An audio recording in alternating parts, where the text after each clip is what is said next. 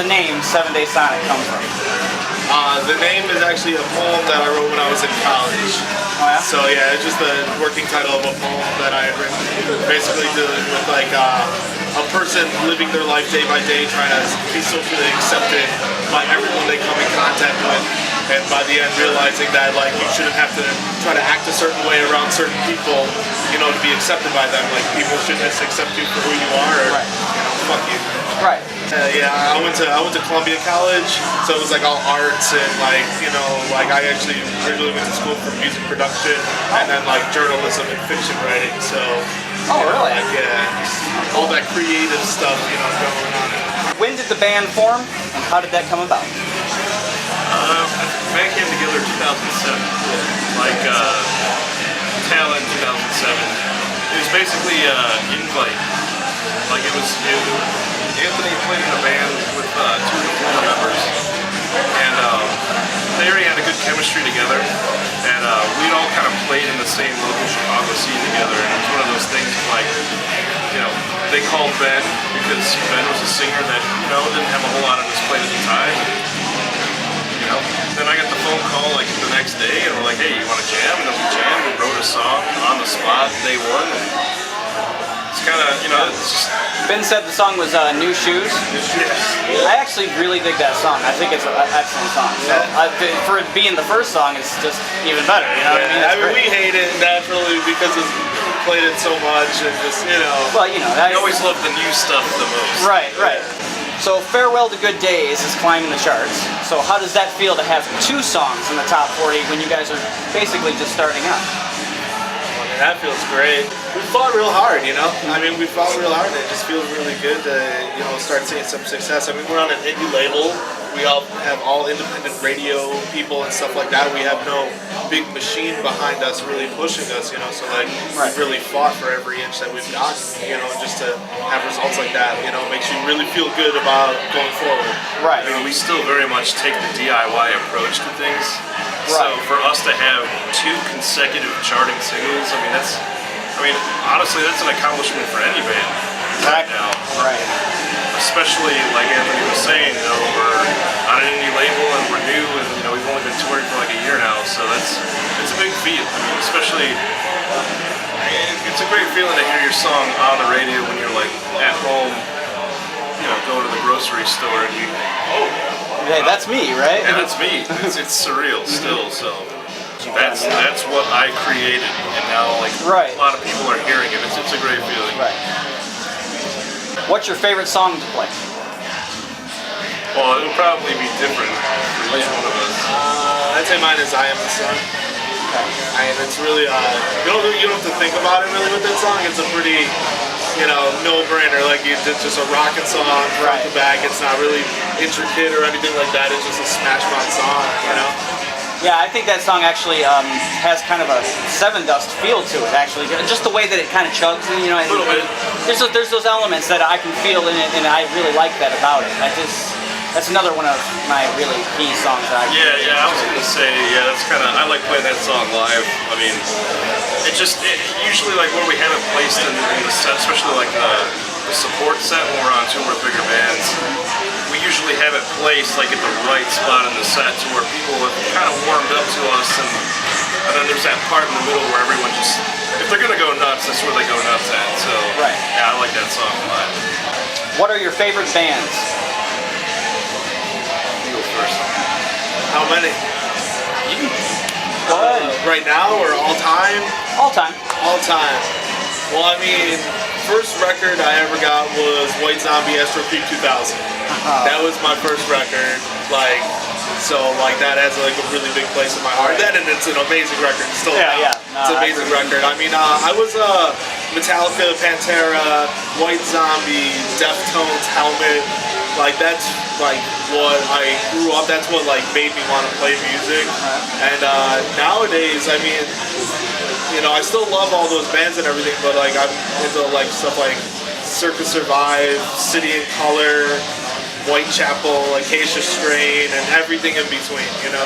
I heard someone mention that you like Coheed and Cambria. I love Coheed and Cambria. That's a personal like all-time favorite for me. Like in my favorite bands.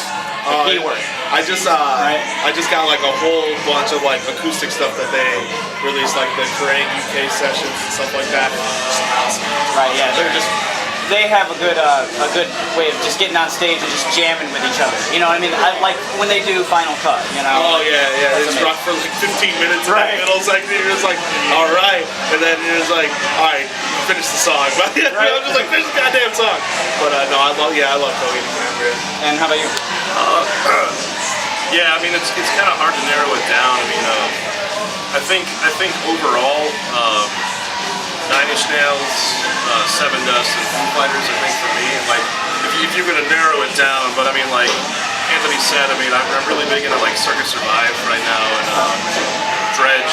You know, a lot of stuff that's kind of more ambient, kind of more chill music, but then also like, I mean, I'm really into like Black Dahlia Murder and Acacia Strain and stuff like that. Oh, okay. But I mean, like, yeah, in terms of like core like influence on writing, definitely like Nine Inch Nails, Seven Dust, Dave Grohl especially. You know, just Yeah, I kind of really feel the same way about like Foo Fighters and stuff. Yeah.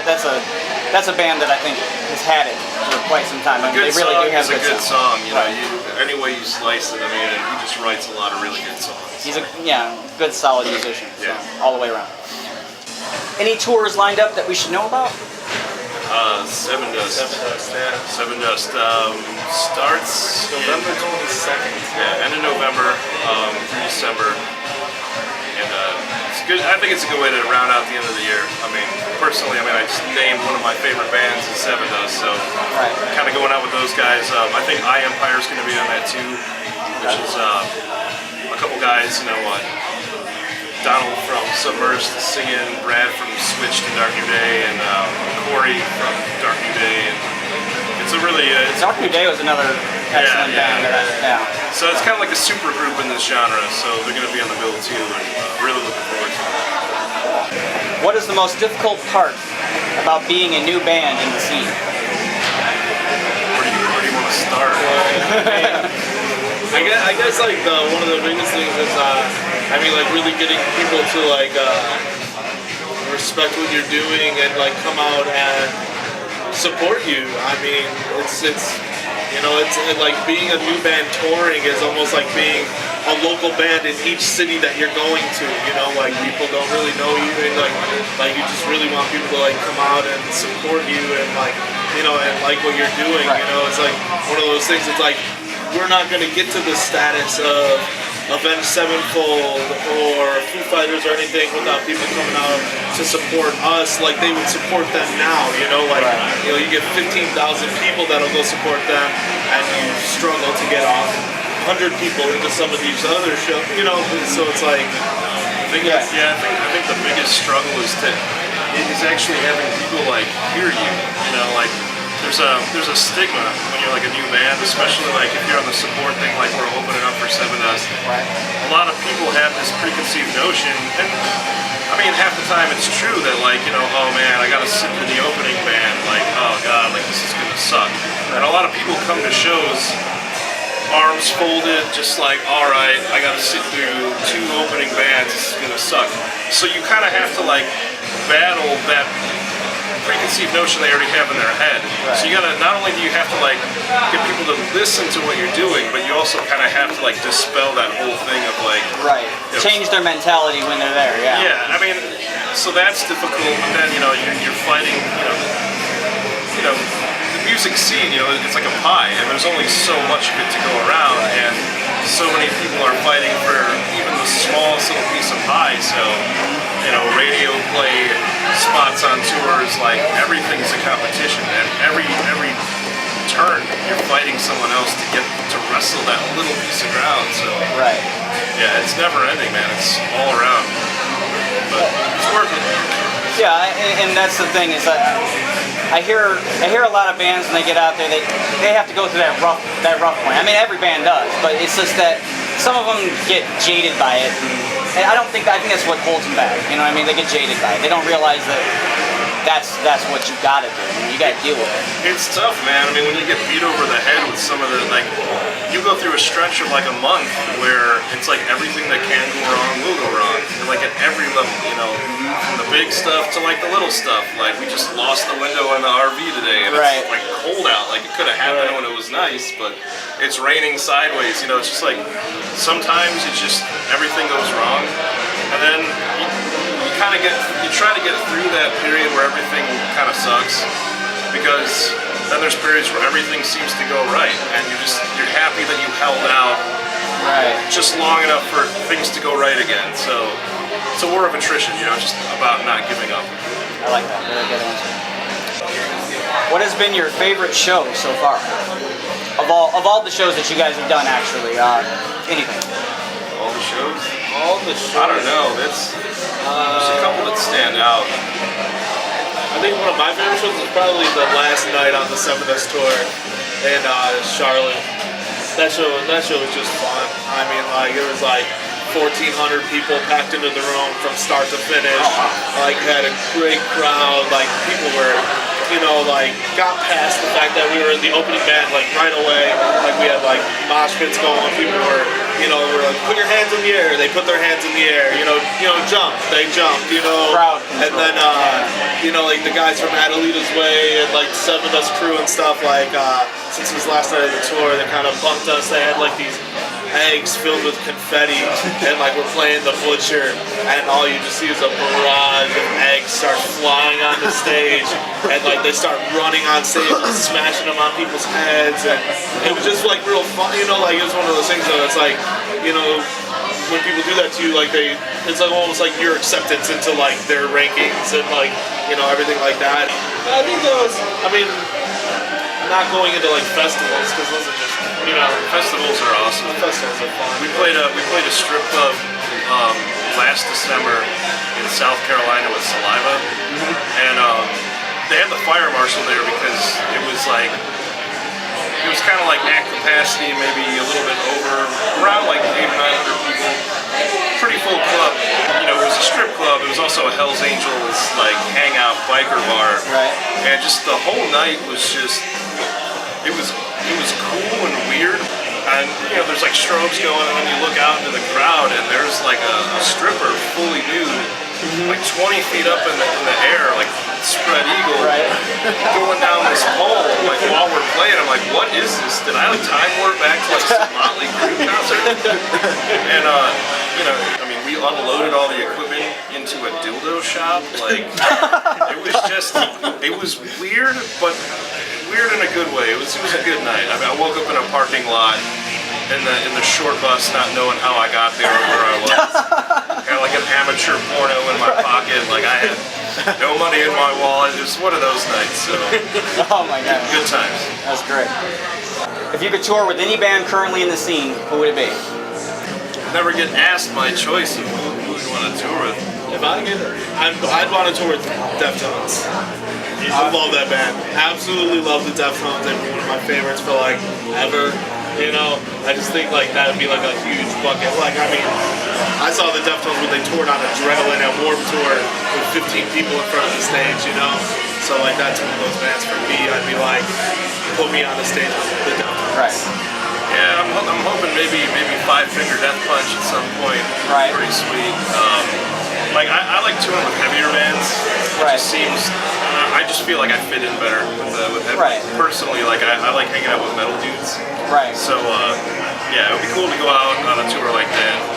But you know, Seven Dust, that's the band that I want to tour with. We got the tour, so pretty stoked.